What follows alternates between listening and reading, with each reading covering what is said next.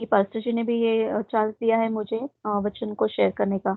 आइए हम वचन में जाने से पहले एक छोटी-सी प्रार्थना करें।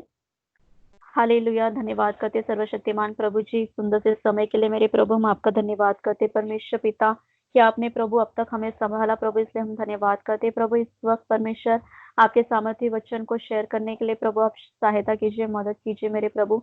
मेरे देह प्राण आत्मा को छू लीजिए परमेश्वर, जितने लोग ऑनलाइन है प्रभु उन सभी को तो छू ले प्रभु, स्पर्श कर मेरे परमेश्वर पिता, ताकि प्रभु परमेश्वर एक एक वचन प्रभु आपकी इच्छा के अनुसार हो मेरे परमेश्वर प्रभु जी। एक एक परमेश्वर निकला हुआ शब्द आपकी मर्जी से हो मेरे प्रभु, ताकि परमेश्वर पिता आपको महिमा मिले प्रभु। हम धन्यवाद करते प्रभु कि आप ऐसा करने जा रहे, इसलिए धन्यवाद करते प्रभु। सारी महिमा सारा जलाल आपके सामर्थ्य नाम को देते, यीशु मसीह के नाम से इस प्रार्थना विनती को मांगते, आप दया से सुने और कबूल कीजिए, आमीन। हालेलुया! आवाज आ रही है ना? हाँ आ रही है।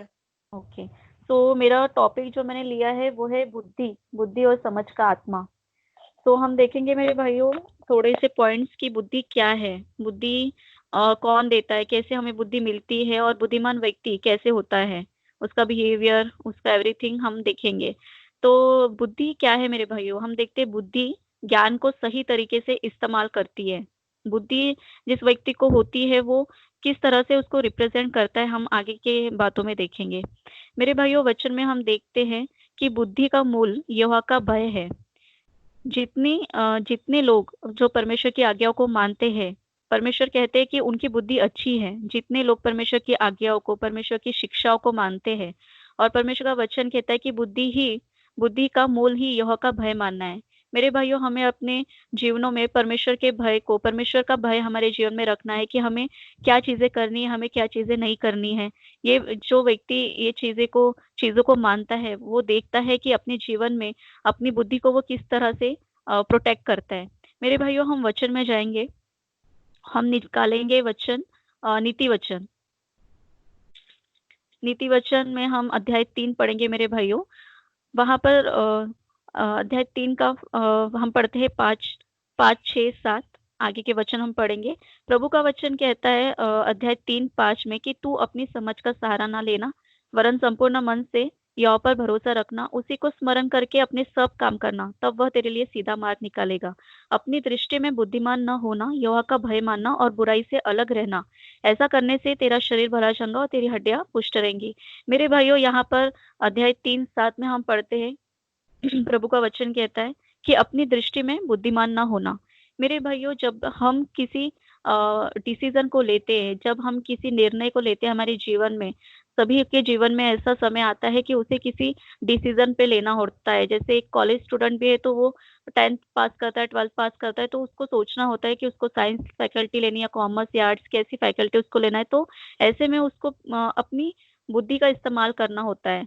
ऐसा नहीं है कि सामने वाला या कोई घर के जो बड़े हैं कह रहे कि नहीं कॉमर्स लो, उससे साइंस लेने की इच्छा है, तो ऐसे में मेरे भाइयों उसको क्या लेना है, उसको किस चीज में वो निपुण है, किस चीज को वो अच्छे से कर सकता है। ऐसे में कभी कभी ऐसा होता है कि जो स्टूडेंट होते हैं या कोई भी जो सिंपल मनुष्य भी है, कोई भी चीज में उनको डिसीजन लेते वक्त गड़बड़ी होती है, उनको समझ में नहीं आता है कि कैसे करना है, क्या करना है।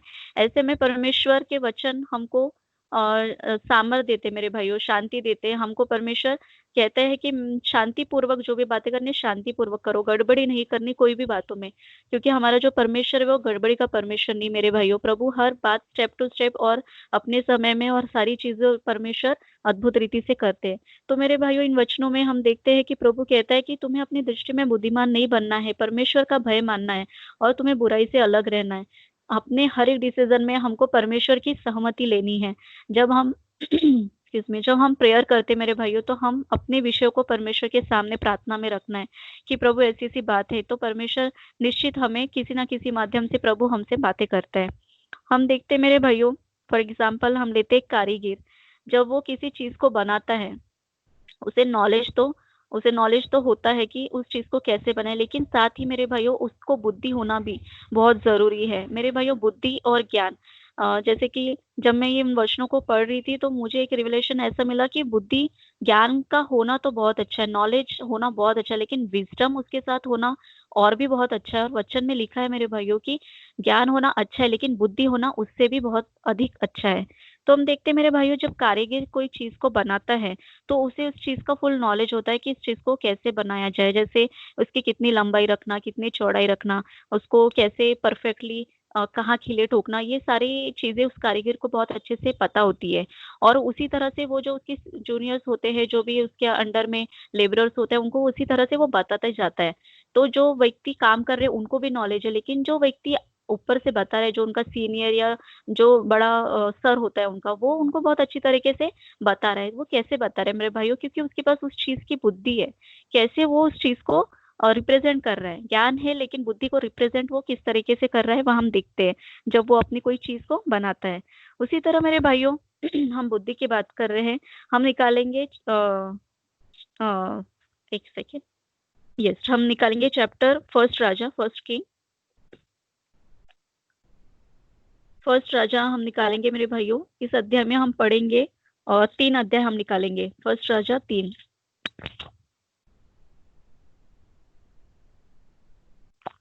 यहाँ हम देखते मेरे भाइयों, फर्स्ट राजा 3 में, इस अध्याय में हम पढ़ते बुद्धि प्राप्ति के लिए सुलेमान जो है वो प्रार्थना कर रहा है। मेरे भाइयों वो प्रार्थना कर रहा है। आप देखते हो कि सुलेमान जो है ये सुलेमान दाऊद का पुत्र है। दाऊद के मरने के बाद सुलेमान जो है वो राजगद्दी पर आता है। और दाऊद के बारे में हम सब जानते हैं मेरे भाइयों कि दाऊद का जीवन कैसा था, परमेश्वर के सामने कैसे रहता था, कैसे वो बुद्धिमानी प्रवीणता हर चीज में निपुण था, कैसे परमेश्वर उसके साथ था और वो भी परमेश्वर को प्रथम स्थान देता था। उसी तरह मेरे भाइयों सुलेमान को भी परमेश्वर ने जब दर्शन दिया, तो परमेश्वर, हम पढ़ते हैं फर्स्ट राजा 3:5 में कि यहोवा परमेश्वर ने उसको रात में स्वप्न के द्वारा दर्शन दिया मेरे भाइयों। किसको? सुलेमान को। तो परमेश्वर कहते हैं कि तू बता मैं तेरे लिए क्या करूं, तू जो मुझसे मांगेगा वह मैं तुझे दूंगा। तो मेरे भाइयों हम देखते हैं कि सुलेमान जो है, सुलेमान ने परमेश्वर से क्या मांगा? सुलेमान ने परमेश्वर से बुद्धि मांगी। अब सुलेमान जो बुद्धि परमेश्वर से मांग रहा है, तो हम देखते हैं कि आगे के वचन में आप पढ़ेंगे मेरे भाइयों, चैप्टर 3 आप पढ़ लीजिएगा पूरा फर्स्ट राजा में, कि सुलेमान जो बुद्धि परमेश्वर से मांग रहा है वो किस चीज के लिए मांग रहा है। वो इसलिए मांग रहा है क्योंकि उसे आगे एक बड़ी प्रजा, इजरायली जो बड़ी प्रजा है उनका जो भी कोई जैसे आज के जमाने में जैसे कोर्ट है, जज है, हम कुछ मैटर होता है तो कोर्ट में ले जाते हैं, वैसे पहले वहां क्या था, राजा राजा रहते थे। जो प्रजा है वो अपनी सारी बातें राजा के सामने रखती थी। तो यहाँ हम देखते हैं मेरे भाइयों चैप्टर 3 में वर्स 9 में, यहाँ हम पढ़ते हैं कि किस तरह से सुलेमान ने परमेश्वर से बुद्धि मांगी कि प्रभु मैं इतनी बड़ी तेरी प्रजा का मुझे न्याय करना होगा, मुझे उनके सारे प्रॉब्लम्स देखने पड़ेंगे, मैं कैसे उनको, इतनी बड़ी तेरी जो गिनती में प्रजा है उनका मैं कैसे न्याय कर पाऊंगा। इसके लिए मुझे एक अद्भुत वरदान चाहिए प्रभु, मुझे चाहिए बुद्धि, ताकि मैं बुद्धि से उनका जो है न्याय करने पाऊं, और वो भी उस न्याय के द्वारा वो भी संतुष्ट होने पाए, सेटिस्फाइड होने पाए। तो परमेश्वर कहता है, प्रभु बहुत प्रसन्न होता है मेरे भाइयों, परमेश्वर प्रसन्न होता है कि सुलेमान ने ना ही वैभव मांगा, ना ही उसने पैसा सोना चांदी ना मांगा, उसने मनी मांगा, लेकिन उसने मांगी है बुद्धि। तो परमेश्वर प्रसन्न होता है मेरे भाइयों और कहता है कि तूने जो इतना अद्भुत वरदान मुझसे मांगा है, तो सुन, मैं तुझे बुद्धि तो देता हूँ, लेकिन साथ ही मैं तुझे धन महिमा और तुझे यहाँ तक देता हूँ कि तेरे सामने जीवन भर कोई राजा तेरे तुल्य न होगा। ऐसा परमेश्वर सुलेमान के साथ कहता है मेरे भाई। और साथ ही परमेश्वर कहता है कि मैं तेरी आयु को भी बढ़ाऊंगा। तो मेरे भाइयों हम देखते हैं कि सुलेमान ने एक बहुत ही सुंदर वरदान परमेश्वर से मांगा कि प्रभु मुझे आप बुद्धि दीजिए। तो मेरे भाइयों यहाँ हम जब फर्स्ट राजा 3 में हम पढ़ रहे मेरे भाइयों, तो आप 16 का पढ़िएगा, वहां पर एग्जाम्पल दिया है कि किस तरह तरीके से सुलेमान ने जो वो बुद्धि उसके पास थी। अभी मैंने जो आपको कारीगर का एक एग्जाम्पल दिया कि वो उस बुद्धि को प्रैक्टिकली जो है शो रिप्रेजेंट कर रहा था, कैसे माध्यम से अपने जूनियर्स को किस तरह से वो कार्य करना है। उसके लिए वो जो उसके पास जो बुद्धि है वो अपने पास स्टोर नहीं रख रहा है, उसकी जो बुद्धि है वो फ्लो हो रही है, लोगों के पास जा रही है वो बुद्धि। इससे पता चल रहा है कि हमारे जो सीनियर है उसको कैसी बुद्धि है, कैसे नॉलेज है उसके पास, है ना। वो जो कारीगर का एग्जाम्पल मैंने अभी थोड़ी देर पहले बताया। तो हम यहाँ पे देखते हैं मेरे भाइयों की सुलेमान के सामने अब एक न्याय का एक ये आता है कि कैसे उसको न्याय करना है उस मैटर को। आपने वो पढ़ा है, ये स्टोरी है एक, कि जो जो दो वेश्या रहती है वो एक ही घर में रहती है और उनके एक बच्चा होता है, और उसके बाद जिस फर्स्ट लेडी को बच्चा होता है उसके कुछ दिन के बाद सेकंड औरत को भी जो है बच्चा होता है। और रात में ऐसा हो जाता है कि वो दोनों उस घर में अकेली रहती है, लेकिन उसका पहली जो औरत होती है उसका बच्चा जो है उसके नीचे दब के मर जाता है। तो वो ध्यान नहीं देती होगी या उठ के देखती नहीं होगी, जो भी है। तो वो ऐसा कॉम्प्लिकेटेड सिचुएशन वो राजा के सामने रखती है कि ऐसे ऐसे हुआ, वो बच्चा मर गया, और ये सेकंड इसने क्या किया, मेरे बच्चे को उठा लिया, और अब ये कह रही है कि ये बच्चा मेरा है, और वो अधमरा बच्चा जो है, यानी जो पूरा वो मर चुका है वो बच्चा, वो तेरा है। तो सुलेमान के सामने इस तरह का केस आता है मेरे भाइयों। अब केस ही कहेंगे हम कि इस प्रकार का एक केस उसके सामने आता है। तो सुलेमान, यहाँ पे हम देखते हैं मेरे भाइयों, वहां पर उन्होंने खुद कहा है, जब आप वो कहानी पढ़ोगे तो वहां पर स्पेसिफिकली उन्होंने कहा है कि हम दोनों ही इस घर में रहते हैं, ना यहाँ कोई आया ना ही कोई गया। तो ऐसे में भाइयों, कैसे कोई उस चीज का कहते हैं, जैसे सबूत, जैसे पुलिस लोग या कोर्ट में हम, जैसे मैं प्रैक्टिस करती थी तो हम सबूत इकट्ठा करके कोर्ट के सामने रखते थे, तो उसके द्वारा फिर जजेस जो है न्याय करते थे। लेकिन यहाँ पर तो उन्होंने खुद ही कहा कि कोई आया नहीं, कोई गया नहीं, फिर बच्चा कैसे मरा, क्या कैसे हुआ, किसका बच्चा है, क्या है। ये इतना बड़ा जो केस है सुलेमान के सामने आया। लेकिन हम देखते हैं कि उसके पहले ही सुलेमान ने परमेश्वर से बुद्धि मांगी थी। सुलेमान को परमेश्वर ने अद्भुत बुद्धि दी थी मेरे भाइयों। उसी बुद्धि के माध्यम से सुलेमान जो है वो कहते हैं कि ठीक है, जो एक तलवार मेरे पास लेकर आओ और इस बच्चे को काटते हैं, आधा तू रख ले, आधा तू रख ले। तो मेरे भाइयों, हम देखते हैं कि जो उसकी ओरिजिनल माँ होती है, उसका तो दिल टूटेगा ना अपने बच्चे के लिए, क्योंकि उसका बच्चा होता है वो। तो वो क्या कहती है कि नहीं, ऐसा मत कर, ये जो जिंदा मेरा बच्चा है ये उसी को दे दे। और जो दूसरी औरत होती है मेरे भाइयों, वो बड़ी उसके सारे गुण आप देखिएगा, एक तो उसके अंदर बिल्कुल भी बुद्धि होती नहीं है, क्योंकि वो जिस तरह से बोल रही है, बच्चे को काटने की पीटने की बात कर रही है, तो उससे पता चलता है कि वो एक मूर्ख स्त्री, हम कह सकते हैं कि उसको बुद्धि नहीं है कि वो क्या कह रही है, अपनी आपे में नहीं है कि वो क्या कह रही है। तो वो काटने की बात करती है। उसका नेचर हम देखते हैं मेरे भाइयों, बुद्धि की तो कमी दिखती है, लेकिन हम देखते हैं कि वो उसमें जलन होती है ना, जैसे इसका बच्चा तो जिंदा है, मेरा नहीं, ऐसा वगैरह, जलन की आत्मा उसके अंदर, हम क्रोध की आत्मा देखते हैं। तो ये सारे गुण उसके दिख रहे हैं। कैसे गुण है? ये सारे डेविल के गुण है, गुस्सा, क्रोध, जलन रखना, ईर्ष्या रखना एक दूसरे से। तो वैसा उसका वो कैरेक्टर दिखा। लेकिन वो जो ओरिजिनल माँ है वो रोती है कि नहीं, ये बच्चा उसको दे दो, कम से कम वो जीवित रहेगा, ऐसा वो सोचती है। लेकिन सुलेमान देखता है, सुलेमान जो परमेश्वर से उसने बुद्धि ली है, उससे सुलेमान को पता चल जाता है कि कोई भी माँ बिल्कुल ऐसा नहीं करती है। और ऐसे में ही जो है, जो बुद्धि सुलेमान ने परमेश्वर से ली है, उसी के द्वारा जो वो न्याय करता है, अद्भुत न्याय। और वो कहता है कि ये जो बच्चा है ये उस वो माँ को दे दो जो रो रही है, उसके लिए विलाप कर रही है, रो रही है कि नहीं नहीं, मेरा बच्चा जिंदा रहना चाहिए, भले ही उसको दे दो। तो इस तरह से जो है परमेश्वर ने बुद्धि देकर सुलेमान को एक परफेक्ट सुलेमान ने न्याय किया। और जब ये न्याय पूरे मेरे भाइयों सारे इज़राइल में ये न्याय स्प्रेड हुआ कि देखो सुलेमान ने कितना अद्भुत न्याय किया, तो उसके न्याय के चर्चे लोगों तक पहुंचे। और ये सब जानकर लोगों के अंदर परमेश्वर के प्रति भय आया, भय माना लोगों ने, क्योंकि उन्होंने यह देखा कि उसके मन में, यानी सुलेमान के मन में न्याय करने के लिए परमेश्वर की बुद्धि है। तो मेरे भाइयों, इसलिए मैंने स्टार्टिंग में कहा था कि बुद्धि का मूल यहोवा का भय है। तो मेरे भाइयों, जब हम बुद्धि परमेश्वर से मांग रहे हैं, क्योंकि परमेश्वर कहते हैं कि तुमको हर चीज के लिए बुद्धि मांगनी है। आज हम बहुत चीजें मांगते हैं, प्रभु अभिषेक दे, प्रभु तेरा पवित्र आत्मा दे, प्रभु मुझे ज्ञान दे, प्रभु मुझे समझ दे। लेकिन मेरे भाइयों, हमें बुद्धि भी परमेश्वर से मांगनी है, क्योंकि बुद्धि हमें बहुत चीजें सिखाती है। इसलिए जब हमारे माँ बाप, हम छोटे होते हैं तो हमें एक एज में ही स्कूल में डालते हैं। हमको जब हम जस्ट 6 मंथ्स के होते तब नहीं डालते, क्योंकि उनको पता है कि हमारी बुद्धि की लेवल कैसे कब कैसे स्टार्ट होती है। तो स्टेप टू स्टेप हमारी हर एक एजुकेशन, हमारा हर एक स्टैंडर्ड बढ़ता जाता है मेरे भाइयों। तो हम देखते हैं मेरे भाइयों कि किस तरह से परमेश्वर ने सुलेमान को बुद्धि दी।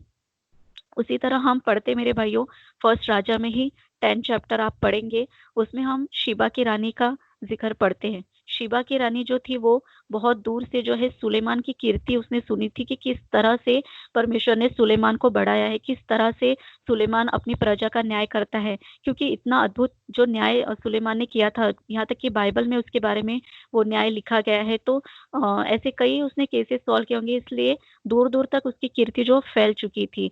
जब शिबा की रानी मेरे भाइयों सुलेमान के दरबार में आती है, जब वो देखती है तो वो चकित हो जाती है। आप चैप्टर 10 में पढ़िएगा शिबा की रानी के बारे में, कि वो चकित हो जाती है सुलेमान के सारे वैभव को देखकर, और देखती है कि किस तरह से उसके जो कर्मचारी लोग हैं वो कैसे उठते हैं, कैसे बैठते हैं। सुलेमान जिस भोजन जो रखा जाता है उसकी मेज पर, वो किस तरह का भोजन है, कितना अद्भुत उसका वो भवन है जो उसने बनाया। परमेश्वर से बुद्धि लेकर, परमेश्वर की आज्ञा लेकर, और प्रभु ने ही कहा, प्रभु की योजना ही थी सुलेमान के लिए कि वो परमेश्वर का भवन बनाए। और वो भवन कितना अद्भुत रीति से उसने बनाया, कितने बुद्धिमानी कारीगर ने उसे अद्भुत रीति से रचा। ये सारी चीजें देखते हम भाइयों, ये सारे बुद्धि के ही प्रमाण है कि परमेश्वर बुद्धि देते गया उनको कि कैसे कैसे कार्य करना है। जब शिबा की रानी ने ये सब देखा तो वो चकित हुई मेरे भाइयों, और उसने कहा कि मैंने तो सिर्फ सुना था कि तू बहुत ज्यादा वैभवशाली है, सब कुछ तेरे पास है, बुद्धि में तू प्रवीणता, ज्ञान, समझ की सारी आत्मा तेरे अंदर है, लेकिन अब तो मैंने देख भी लिया। तो मेरे भाइयों, वो देखती भी है, सुनती भी है, और वो चकित होती है कि सच में सुलेमान, परमेश्वर यहाँ उसके साथ है, और सुलेमान ने अद्भुत रीति से अपने सारे कार्य को किया। लेकिन यहाँ जब हम देखते मेरे भाइयों कि यहाँ हम जब पढ़ते हैं फर्स्ट राजा 10 में कि कैसे उसके कर्मचारी थे, उनका उठना, उनका बैठना, आप वहां पढ़िएगा, वहां पर वर्ड्स लिखे हैं कि वो कर्मचारी कैसे उठते हैं, कैसे बैठते, कैसे कपड़े पहनते हैं। इसका मतलब जब मैं पढ़ रही थी मेरे भाइयों, तो मैंने ये नहीं देखा कि बहुत सुंदर टेस्टी खाना रहता होगा, बहुत सुंदर से कपड़े पहनते होंगे, वाह क्या जो ज्वेलरीज पहनी होंगी उन्होंने। लेकिन वहां पर जब मैं पढ़ रही थी तो मुझे ऐसा पता चला कि हो सकता है वो लोगों का जो तरीका था, उनका जो स्टैंडर्ड था, स्टैंडर्ड ऑफ लिविंग, मतलब यही नहीं कि बहुत अच्छा डाइनिंग हो, बहुत अच्छा, लेकिन हमारा बिहेवियर, हम कैसा बिहेवियर कर रहे हैं। यदि हम किसी के घर जा रहे हैं, फॉर एग्जाम्पल जैसे हम किसी के घर जा रहे हैं, तो हम कैसे उठ रहे मेरे भाई, हम कैसे बैठ रहे, हम कैसा खाना खा रहे हैं। हमको ऐसा नहीं है कि हमको बहुत फॉर्मेलिटी के साथ, बहुत आराम से, ऐसा नहीं, लेकिन तरीका, बुद्धि बुद्धि हमें सब सिखाती है कि हमें कैसे उठना है, कैसे बैठना है। इसलिए तो हम स्कूल में जाते हैं, तो हम स्कूल में कैसे भी बिहेवियर नहीं करते, मैडम को मम्मी नहीं बोल देते, या कुछ ऐसा बिहेवियर उठपटांग नहीं कर देते, क्योंकि स्ट्रिक्टली एक वातावरण वहां होता है, राइट। तो ये सब चीजें हमें हमारे माँ बाप पहले से ही हमको स्कूल से सिखाते हैं, ये सब चीजें हमको सीखनी होती है। जब हम मसीह में आए हैं तो हमको और भी आगे आगे सीखना है, और भी हमें कई बातें सीखनी है। वैसे ही मेरे भाइयों हम देखेंगे नीति वचन का, नीति वचन निकालेंगे हम।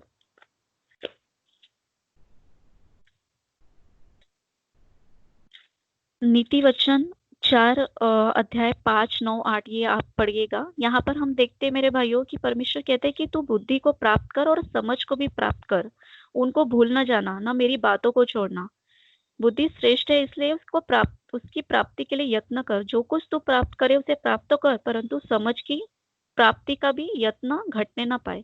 मेरे भाइयों, हमें बुद्धि की भी प्राप्ति के लिए परमेश्वर से प्रार्थना करनी है। हमें कहना है कि प्रभु सच में, क्योंकि हम बाइबल पढ़ते मेरे भाइयों, लेकिन बहुत सारे लोग, मैं भी पहले ऐसे कहती थी कि मुझे वचन समझता नहीं है पढ़ने के बाद, क्योंकि क्या होता है कि हम बहुत पढ़ लेते हैं, बहुत ज्यादा पढ़ लेते हैं, लेकिन बाद में हमें याद नहीं रहता। मेरे साथ ऐसा होता है, अब सबके साथ मुझे नहीं पता, लेकिन मेरे साथ ऐसा होता है। लेकिन जैसे कि मैंने पास्टर जी से भी बहुत बार मैं पहले शेयर करती थी ये बात की, पास्टर जी मुझे पढ़ समजता नहीं है, मी एवढं वचन वाचलं पण मला नाही कळत है।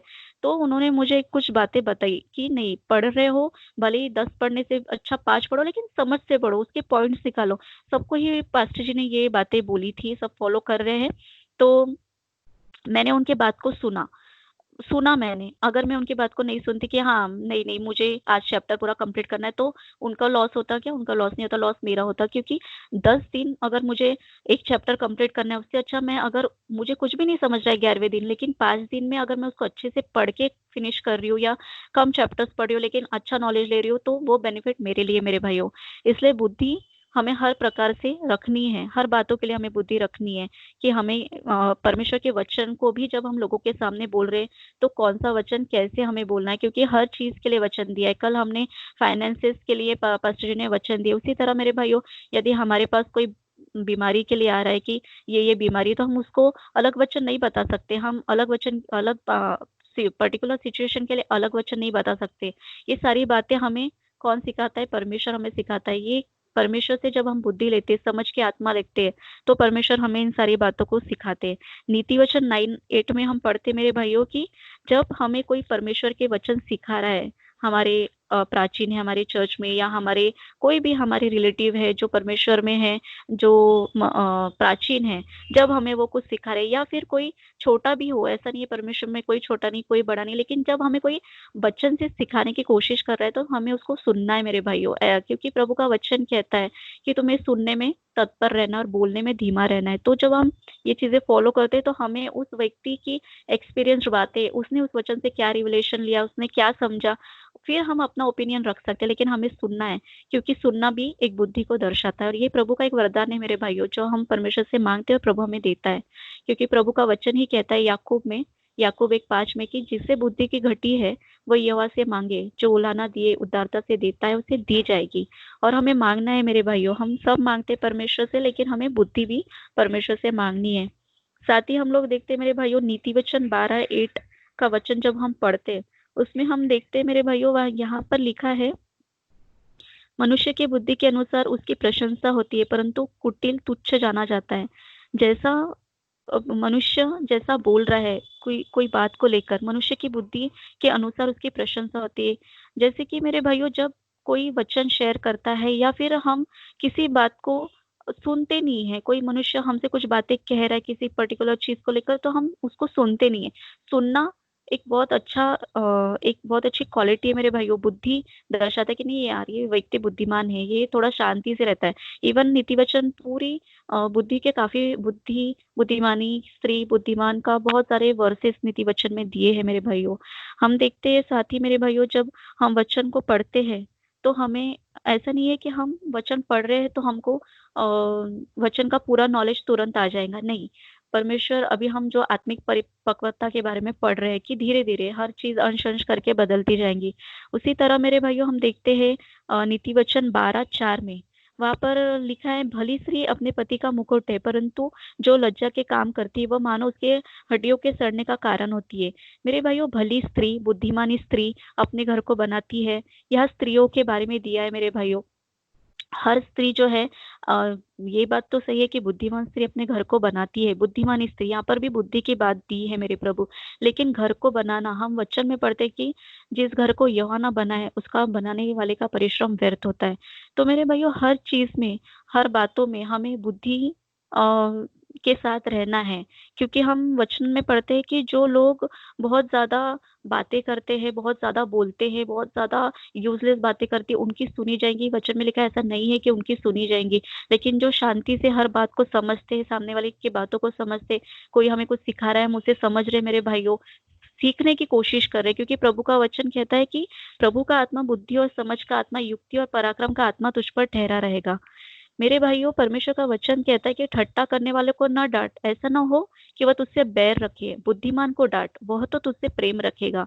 मेरे भाइयों, जब कोई भी हो हमारे घर के जो पर मसीह में है, या हमारे पास्टर जी, या हमारे कोई भी ऐसे प्राचीन लोग जो हमें बता रहे, तो हमें उनका मजाक नहीं उड़ाना है कि अरे आप तो अभी एजेड हो गए, आपको तो कुछ समझ में नहीं आ रहा, आप क्या बोल रहे हो। हमें उस चीज को मजाक में नहीं उड़ाना है, क्योंकि वचन में ही लिखा है, नीति वचन 9:8 में, कि ठट्टा करने वालों को ना डांट, ऐसा ना हो कि वह तुझसे बैर रखे। अक्सर क्या होता है, जब हमें कोई बोलता है तो हम क्या करते हैं, उनके सामने तो नहीं बोलेंगे, लेकिन हम मजाक उड़ाएंगे, हम उनसे गुस्सा करेंगे, हम आएंगे नहीं, हम बोलेंगे नहीं, हम मैसेज नहीं करेंगे, हम कोई कॉन्वर्सेशन रखेंगे नहीं। वो शो कर ही देता है कि हम कहीं ना कहीं उनकी बात हमें लगी है, कहीं ना कहीं हमें कुछ लगा है। लेकिन जब बुद्धिमान व्यक्ति को कोई डांटता है, बुद्धिमान व्यक्ति को, बुद्धिमान अभी हमें समझ में तो नहीं आएगा कि ये सामने वाला बुद्धिमान है, लेकिन जो सुन रहा है, जो उसमें इम्प्रूव कर रहा है, इम्प्रूव करने के लिए भी समय लगता है, प्रभु धीरे धीरे हमें सिखाते हैं कि हमें कैसे इम्प्रूव करना है, तो वो व्यक्ति उससे प्रेम रखता है। मेरे भाइयों, बुद्धिमानी व्यक्ति अपने क्वालिटीज से दिखा देता है, अपने गुणों से, अपने बोलने के द्वारा, अपनी समझ के द्वारा, कहाँ क्या बोलना है, कैसे बोलना है। जैसे हम हमारे फैमिली में हमारे माँ बाप हमको सिखाते कि जब दो बड़े लोग बातें करते तो हमें बीच में नहीं बोलना है। तो ये सारी बातें मेरे भाइयों हमें काम में आती है फ्यूचर में। और वचन को पढ़ने के लिए तो बुद्धि की आवश्यकता है ही, और हमें बुद्धि परमेश्वर से बिल्कुल भी मांगनी है ही। क्योंकि मेरे भाइयों, जब हम ऐसे नहीं करेंगे, बुद्धिमानी के जैसे हम बिहेवियर नहीं करेंगे। अब मैं एक बात शेयर करूंगी। मैं जो प्रीवियस चर्च में थी, वहां पर एक छोटी बेटी थी, उसका नाम सृष्टि था। तो वो जो है ना, उसके थोड़ा माइंड में थोड़ा प्रॉब्लम था। वो बरोबर मतलब रहती नहीं थी, कुछ भी बोल देती थी, छोटी थी तब वो। कुछ भी बोल देना, कहाँ कुछ भी कह देना, इस तरह से उसका बिहेवियर था। उसकी मम्मी जो थी मसीह में थी, विडो थी, उनको हस्बैंड नहीं थे, तो वो काफी प्रेयर करती रहती थी। जब हम लोग सब ग्रुप में लेडीज लोग बैठते थे तो उसको बीच में एकदम सेंटर पॉइंट कर लेती थी वो बच्ची को, और एकदम से उसको सब प्रार्थना करते थे, कैसी मतलब उसको शब्द बोलते थे पागल जैसा वगैरह। तो वो लड़की तो तब छोटी थी मेरे भाई, उसको समझता नहीं था कि क्या कर रहे क्या नहीं। लेकिन वो लड़की जैसे जैसे बड़ी होती गई, वो फिजिकली बड़ी होती गई मेरे भाई वो लड़की, लेकिन मेंटली वो बड़ी नहीं हुई। तो ऐसे में उसकी मम्मी ने ऐसे सोचा कि मैं इसको बार बार ऐसे बोलती रहती हूँ ना, इसलिए ये नर्वस होती है। क्योंकि वो एक ही रूम में रहती थी, किराए के रूम में, तो मम्मी और बेटी आमने सामने, तो मम्मी देखती थी कि नहीं ये मेरी बेटी कहीं तो भी नर्वस हो रही है। तो मेरे भाइयों उसकी मम्मी ने क्या स्टार्ट किया पता है, उसने डायरेक्ट उसकी बुद्धि के लिए प्रार्थना करना चालू किया। क्योंकि हम वचन में भी पढ़ते मेरे भाइयों, फर्स्ट कुरिन्थियों में प्रभु का वचन कहता है कि प्रभु ने जगत के मूर्खों को चुना है ताकि ज्ञानवानों को और जो जिनको बुद्धि नहीं है उनको, जिनको ज्यादा नॉलेज है उनको लज्जित कर सके। ऐसा नहीं है कि जो बहुत ज्यादा नॉलेजेबल इंसान है, जैसे फॉर एग्जांपल कोई इंजीनियर है, डॉक्टर है, तो उसको परमेश्वर को लज्जित करना है, प्रभु ऐसा वचन कह रहा है, ऐसा नहीं है। प्रभु ये कह रहा है कि जैसे जो बिल्कुल भी जैसे वो बेटी है, अब उसके मम्मी पापा का जो भी कोई कॉम्प्लिकेशन सिचुएशन था उस समय में, उसकी वजह से बेटी का ऐसा वो दिमाग हुआ। लेकिन जैसे जैसे वो आंटी ने, वो दीदी ने उनके लिए प्रेयर स्टार्ट की, वो बेटी का दिमाग खुलता गया, और वो गवाही देती गई कि मेरी बेटी बहुत ज्यादा दिमाग से काम करने लगी है, बहुत ज्यादा वो जो नहीं करती थी वो करने लगी है, स्तुति आराधना करने लगी है, प्रभु के वचन पढ़ने लगी है। तो ये कैसे होते गया मेरे भाइयों, उसने परमेश्वर से बुद्धि मांगी अपनी बेटी के लिए, और उसका रिजल्ट ये हुआ कि वो लड़की में धीरे धीरे सुधारना होती गई। तो हम देखते हैं मेरे भाइयों, जब अब उसमें तो बुद्धि आ गई है वचन पढ़ने के लिए, बाइबल पढ़ने के लिए, और आराधना स्तुति करने के, लेकिन क्या वो बुद्धि उसको वहीं तक सीमित रहेगी क्या? नहीं, क्योंकि हम घर में हैं, अभी हम बाइबल पढ़ रहे हैं, लेकिन हमें वर्ल्ड में भी जाना होता है, हमको जॉब्स में जाना होता है, हमें अपने रिलेटिव से बात करना होता है, हमारी फैमिली से, यहाँ तक कि हमें अपने मम्मी पापा से भी बात करने के लिए, हम क्या बात कर रहे हैं हमारे मम्मी से, हमारे पापा से, हमारे बहन भाइयों से, हमारे जो हमारे रिलेटिव्स है, हमें उनसे क्या बात कर रही है, ये भी हमें बुद्धि सिखाता है मेरे भाइयों। क्योंकि वो तो जानते हैं कि हम मसीह में है, लेकिन वो तो मसीह में नहीं है। तो वो हमें अगर कुछ उल्टा पुल्टा भी बोलते, तो हमें वचनों के द्वारा जब हम बोलते मेरे भाइयों, तो बहुत इफेक्ट होता है। क्योंकि मैं अभी ये बातों को इतने सालों के बाद, अब 8 ईयर्स 9 ईयर्स स्पेंड करने के बाद समझ पाई हूँ कि जब ये लोग ऐसे बोलते हैं तो इनको कैसे बोलना होता है, इनको कैसे वचनों के द्वारा। वो तो बाइबल नहीं पढ़ रहे, उनको तो नहीं पता है, क्योंकि बाइबल में बहुत ब्यूटीफुल सुंदर से गोल्डन वचन लिखे हैं। हम नीति वचन से एक एक वचन निकाल के उनको बोल सकते हैं। जब वो कहते हैं कि मसीह में तू गई तो पागल हो गई, तो हम वो वचन बोल सकते हैं कि परमेश्वर ने मूर्खों को चुना है। तो उनको कहाँ समझ में आ रही है ये बात, लेकिन वचन तो कार्य करेगा ना। कल ही हमें पास्टर जी ने सिखाया कि वचन जो है कार्य करते हैं, वचन प्रभावशाली होते हैं, राइट। तो मेरे भाइयों यही है कि हमें परमेश्वर से बुद्धि मांगनी है हर चीज के लिए, वचन पढ़ने के लिए, लोगों से बात करने के लिए, प्रभु के वचन शेयर करने के लिए, सुसमाचार करने के लिए, सुसमाचार में हमें कैसे वर्ड्स यूज करने, ये करने के लिए। वरना हम सुसमाचार कर देंगे लेकिन सामने वाले को समझेगा ही नहीं। हम देखते मेरे भाइयों, जब चेले यीशु मसीह के साथ रहे तो यीशु मसीह ने उनको पूछा कि लोग मेरे बारे में क्या कहते हैं, क्योंकि इतने चिन्ह चमत्कार, चेलों ने सबसे ज्यादा चमत्कार किसने देखे थे? चेलों ने देखे थे यीशु मसीह के। तो लोग मुझे क्या कहते हैं? तो किसी ने परफेक्ट आंसर नहीं दिया था, आप पढ़ना उसको पहले। कोई एलिया कहता है, कोई ये कहता है, कोई वो कहता है, ऐसे उन्होंने कहा। लेकिन परमेश्वर ने मन में तो सोचा होगा कि कैसे कैसे ये लोग आंसर कर रहे, कैसे बोल रहे। एक सिंपल सा क्वेश्चन यीशु मसीह ने पूछा और उन्होंने अलग अलग आंसर दिए। उसके बाद एक सटीक आंसर आया कि तू परमेश्वर, जीवते परमेश्वर का पुत्र है। तो मेरे भाई उसी तरह हम यीशु मसीह को जान रहे, लेकिन हमें परफेक्टली यीशु मसीह को जानना है, परफेक्टली हमें प्रभु के वचन को जानना है, परफेक्टली वचन की गहराई को बुद्धि के साथ जानना है, लोगों को बता सके हम कि प्रभु का वचन ऐसा कहता है, प्रभु का वचन ऐसा नहीं ऐसा कहता है। लेकिन हाँ, जब हमारे एक मतलब पढ़ते वक्त ही मुझे ये चीज, मुझे ये बार बार ये चीज आ रही है, आई डोंट थिंक कि रिलेटेड है, ये कनेक्शन है वचन के साथ, बुद्धि और समझ का आत्मा जो मेरा टॉपिक है। अगर पास्टर जी सुने तो पास्टर जी जरूर इसको क्लियर करेंगे। मुझे ऐसा लगा कि बुद्धि, हम परमेश्वर के वचन को पढ़ने के लिए बुद्धि मांग रहे हैं, लेकिन साथ ही हमें आज आज की सिचुएशन में मैं देख रही हूँ, जैसे मैं भी अभी एज है मेरी, ऐसे नहीं कि मैं बहुत छोटी हूँ, एजेड हूँ, तो मेरे से जो छोटे हैं मसीह में, जब मैं उनको कुछ बोलती हूँ तो वो कुछ अलग तरीके से जवाब दे देना, अलग तरीके से बोल देना। जो एज का डिफरेंस है मेरे भाइयों, ऐसा नहीं है मसीह में सब भाई बहन सब फ्रेंडली, लेकिन वो एक चीज मुझे पढ़ते वक्त ये पता चली बुद्धि के बारे में जब मैं दे रही थी, कि हमें किस तरह से हमारे बड़ों को भी, हमारे जो बड़े हैं 8 साल से बड़े, 10 साल से बड़े, 2 साल से बड़े, जो भी हमसे बड़े हैं, उनको हमको कैसा उत्तर देना है। क्योंकि हम ऐसा नहीं देंगे ना मेरे भाइयों, तो वो ये नहीं बोलेंगे कि तुमको परमेश्वर ये सिखाता, कि पता है पहले वो अपने माँ बाप पे जाते। तो हमें अभी से सीखना है। यदि अभी हम नहीं सीखेंगे तो हम कब सीखेंगे? तो जब हम ये सब चीजें फॉलो करेंगे तो खुद ही वो व्यक्ति समझेंगे कि नहीं, ये बाइबल पढ़ते हैं लोग, वचन पढ़ते हैं लोग, चर्च जाते हैं। तो क्योंकि हम जैसे रहेंगे मेरे भाइयों, तो हमारे पास्टर की भी तारीफ होगी ना आगे चल के, कि नहीं देखो ये कितना अच्छा बोल रहे हैं, इनका पास्टर इनको ऐसा सिखाता है। इसलिए मेरे भाइयों, अभी हम लॉकडाउन है, हम अपने अपने घर में, लेकिन अभी ही लोग हमारे घर में आना जाना है, आजू बाजू के लोग, हम कैसे बिहेव कर रहे हैं, कैसे उनको जवाब दे रहे हैं, कैसे बोल रहे हैं, बहुत मैटर करता है। एज क्राइटेरिया बहुत मैटर करता है। किसी की सिचुएशन जाने बगैर अगर हम किसी को तुरंत जवाब दे रहे कि आप तो ये नहीं करते, आप तो वो नहीं करते, नहीं मेरे भाइयों, हमें ऐसे जवाब नहीं देने हैं। इससे सामने वाला व्यक्ति हर्ट होता है। और मैं यहाँ पर कहना चाहती हूँ कि हमें किसी को हर्ट नहीं करना है, क्योंकि हमें बुद्धि ही ये सारी बातें सिखाती है कि हमें कैसे बोलना है, कैसे बिहेवियर रखना है। तभी तो जब शिबा की रानी सुलेमान का उसने इतना देखा तो वो चकित हो गई, वो शॉक हो गई। इवन वो अपने साथ भी कुछ गिफ्ट्स लाई थी। आप वहां पे पढ़िएगा सुलेमान का फर्स्ट राजा में, कि वो अपने साथ भी गिफ्ट्स लाई थी, वहां छोड़ के वो गई, उसके बाद ऐसे गिफ्ट्स भी नहीं आए, यहाँ तक वो मेंशन है। तो वो शॉक हुई, उनका ड्रेसअप, उनका उठना, उनका बैठना। तो हमें भी मेरे भाइयों बुद्धि के साथ इन सारे बातों को लेके चलना है, प्रभु का भय अपने अंदर रखना है, क्योंकि यहोवा का भय मानना ही बुद्धि का आरंभ है मेरे भाइयों। और परम पवित्र ईश्वर को जानना ही समझ है। तो मेरे भाइयों, ये पवित्र आत्मा और बुद्धि बुद्धि ज्ञान समझ की आत्मा, ये हमें परमेश्वर ही देते हैं। तो मैं परमेश्वर का धन्यवाद देती हूँ मेरे भाइयों की मैंने ये जो टॉपिक शेयर किया, उसके लिए मैं परमेश्वर का और पास्टर जी दोनों का धन्यवाद करती हूँ। जय मसीह की।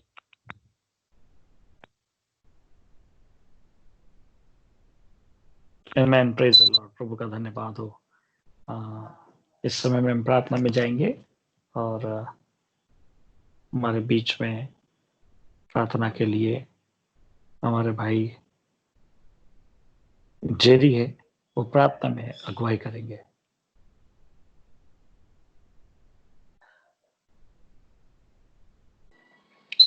ईश्वर शक्तिमान पिता परमेश्वर, धन्यवाद देते सुंदर समय के लिए प्रभु। विशेषकर प्रार्थना करते हैं प्रभु आपका अनुग्रह रह सके। प्रार्थना करते हैं प्रभु, विशेषकर प्रार्थना करते हैं सारी चीज़ों के वचन के लिए, सारी चीज़ों के हम धन्यवाद देते हैं प्रभु। प्रार्थना करते हैं कि प्रभु कि हमारी कलीसिया आपके अनुसार हो सके प्रभु। और आपका विशेषकर प्रार्थना करते हैं प्रभु, इस शहर में बहुत कुछ फैल रहा है प्रभु। प्रार्थना करते हैं प्रभु कि आप उस पर नियंत्रण रखिए। प्रार्थना करते हैं आपने वचन संहिता 91 के अनुसार हम सब परिवार को बचा के रखा, इसके लिए हम धन्यवाद देते हैं प्रभु। और प्रार्थना करते हैं प्रभु कि आप हमारे साथ रहिए दिन रात रहे, ताकि आपकी महिमा पूरी हो सके। सारी इज्जत महिमा आपको देते यीशु के नाम से मांगते हैं, आमीन। आमीन। Thank you sister Deepali for sharing a wonderful word. प्रभु आपको बहुत आशीष दे। और रेचल पिस का आपका धन्यवाद सुंदर आराधना में ले जाने के लिए। जेरी भैया कल आप फ्री है क्या? हाँ, तो कल आप वचन देंगे? हाँ, ओके, थैंक यू भैया। ओके, ठीक है। कल हम फिर 5 बजे मिलेंगे और रेचल पिस्का के माध्यम से आराधना को करेंगे और फिर जेरी भैया के माध्यम से हम वचन को सुनेंगे। आमीन, प्रेज द लॉर्ड। तो आप सबका आशीष दे। इन दिनों में अपने आप को खुद ये कीजिए, ठीक है, अपने आप को सुरक्षित रखिए। तो प्रभु के लहू में अपने आप को ढापिए, बहुत जरूरी है, क्योंकि इन दिनों में काफी कुछ बदल रहा है, मौसम बदल रहा है, बहुत सारी चीजें हो रही है। कभी भी अपने आप को डिप्रेशन में मत लेके जाइए, ठीक है। वचन को क्लेम करते चले जाइए, क्योंकि वचन हमको संभालता है। आमीन। प्रभु आप सबका आशीष दे। God bless you. Praise the Lord.